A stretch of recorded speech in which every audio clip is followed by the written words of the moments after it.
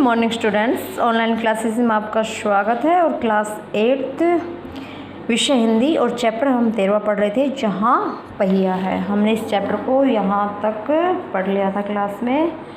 आज हम इसको आगे पढ़ते हैं और चैप्टर पढ़ने से पहले सबसे पहले हम इसके कठिन शब्दार्थ देखते हैं। चाव का अर्थ होता है शौक, हैसियत का अर्थ होता है औकात, निर्भर, आश्रित, और समुदाय का अर्थ होता है समूह, संस्था या जनसमूह। आइए चैप्टर पढ़ते हैं। फातिमा एक माध्यमिक स्कूल में पढ़ाती थी। कौन? फातिमा। किस में पढ़ाती थी? माध्यमिक स्कूल में पढ़ाती थी। उन्हें साइकिल चलाने का ऐसा चाव लगा कि हर शाम आधा घंटे के लिए, कितने घंटे के लिए? आधे घंटे के लिए किराए पर साइकिल लेती थी। फातिमा को बड़ा चाव लगा साइकिल चलाने का। वो आधा घंटे साइकिल चलाने के लिए किराए पर लेती थी। ठीक है। एक नई साइकिल खरीदने की उसकी हैसियत नहीं थी। वो बेचारी इतनी गरीब थी कि उसको एक नई साइकिल लेने की हैसियत नहीं थी, औकात नहीं थी। फातिमा ने बताया, साइकिल चलाने में एक खास तरह की आज़ादी है। हमें किसी पर निर्भर नहीं रहना पड़ता, अर्थात किसी दूसरे के ऊपर आश्रित नहीं रहना पड़ता। हम स्वयं का कार्य स्वयं कर लेते हैं।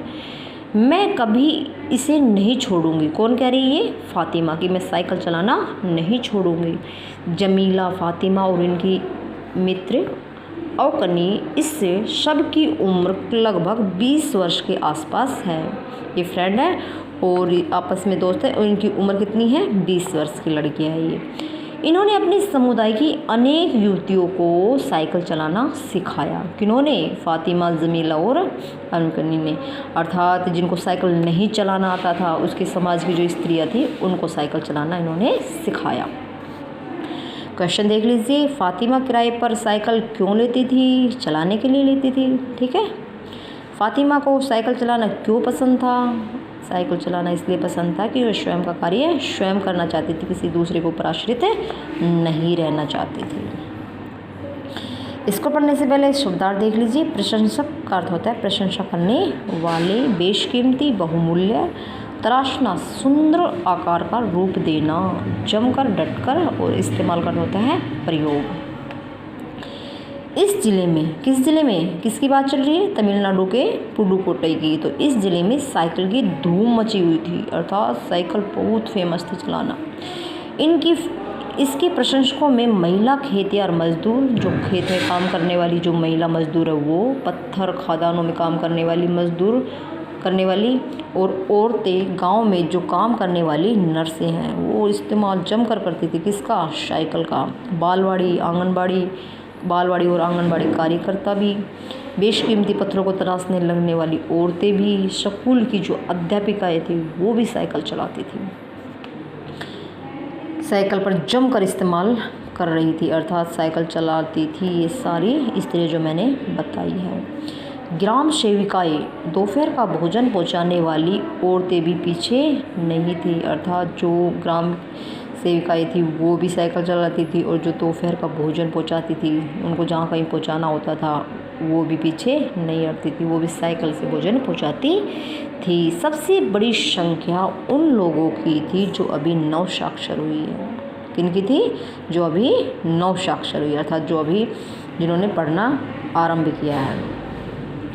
जिन किसी नव साक्षर अथवा नई साइकिल चलाने वाली महिला से मैंने बातचीत की, उसने साइकिल चलाने वाले और अपनी व्यक्तिगत आज़ादी के बीच में एक सीधा संबंध बताया है, अर्थात उन्होंने ये बताया कि हमें साइकिल चलाने में बहुत आज़ादी मिलती है, अर्थात हमारा साइकिल से सीधा संबंध है। क्वेश्चन देख लीजिए। साइकिल के प्रशंसकों में कौन कौन सम्मिलित थी? तो मैंने सारी जो स्त्रियाँ बताई, खेत में काम करने वाली मजदूर, खदानों में काम करने वाली, और नर्सें, आंगनबाड़ी वाली कार्यकर्ता, बालवाड़ी, ये सभी सम्मिलित है। इन प्रशंसकों में कौन कौन पीछे नहीं है? इनमें सबसे बड़ी संख्या किन की है? तो इनमें ग्राम सेविकाएं और भोजन पहुंचाने वाले स्त्रियां भी पीछे नहीं है। और दूसरा क्वेश्चन क्या पूछा है? इनमें सबसे बड़ी संख्या किन की है? तो इनमें सबसे बड़ी संख्या जो नव साक्षर है उनकी है। ठीक है। आइए आगे पढ़ते हैं। शब्दार्थ देख लीजिए। अगवा का अर्थ होता है आगे चलने वाला, यकीन, विश्वास, स्वीकृति, मान्यता और झेलना, सहन करना। साइकिल आंदोलन एक अगुआ का कहना है। अगुआ का अर्थ होता है आगे चलने वाला है। मुख्य बात यह है कि इस आंदोलन में महिलाओं को बहुत आत्मविश्वास प्रदान किया। किसने? साइकिल चलाने वाला।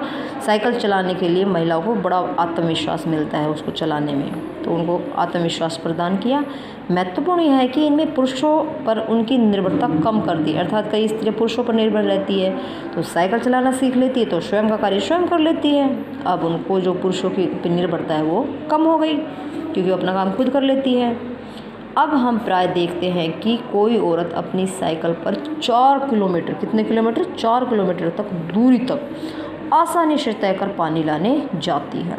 साइकिल से पानी लाती है 4 किलोमीटर, ठीक है। कभी कभी साथ उसके बच्चे भी होते हैं, ठीक है। पानी लेने जाती है ना जब वो, साथ साथ बच्चे भी होते हैं छोटे छोटे। यहाँ तक कि साइकिल में से दूसरे स्थानों से सामान ढोने की व्यवस्था भी खुद ही की जा सकती है, अर्थात वो जो साइकिल से सामान भी ढो लेती है। लेकिन महिलाएं मानिए जब उन्होंने साइकिल चलाना शुरू किया, जब साइकिल चलाना उन्होंने शुरू किया तो इन पर लोगों ने जमकर प्रहार किया, अर्थात ताने दिए और इन्होंने सुने बेचारे इन्होंने, जिन्हें उन्हें झेलना भी पड़ा। कौन से ताने? समाज के जो ताने थे उनको। गंदी गंदी टिप्पणियाँ भी की होगी किन्होंने? समाज ने। लेकिन धीरे धीरे साइकिल चलाने को सामाजिक स्वीकृति मिली। बाद में धीरे धीरे समाज समझ गया और इन्होंने स्वीकृति दे दी समाज ने इनको, महिलाओं को। बाद में कुछ नहीं हुआ, इसलिए महिलाओं ने इसे अपना लिया। किसको? साइकिल चलाने को। इसका क्वेश्चन आंसर देखिए। एक औरत साइकिल पर कितनी आसानी से तय कर कितनी दूरी आसानी से तय कर क्या लाने जाती थी? तो कितनी दूरी, कितनी बताई है? 4 किलोमीटर दूरी। और क्या लाने जाती थी? पानी लाने जाती थी। जब महिलाओं ने साइकिल चलाना शुरू किया तो इन्हें क्या झेलना पड़ा? तो इन्हें क्या झेलना पड़ा था? समाज के ने जो जमकर प्रहार किया था वो झेलना पड़ा था, ठीक है। आज के लिए इतना ही। इससे आगे हम नेक्स्ट क्लास में पढ़ाएंगे और सभी बच्चे अपने घर पर यहाँ तक इस चैप्टर को पढ़कर देखें। अगर कुछ समझ में नहीं आया तो स्कूल में या विद्यालय में आकर पूछ सकते हैं। Thank you.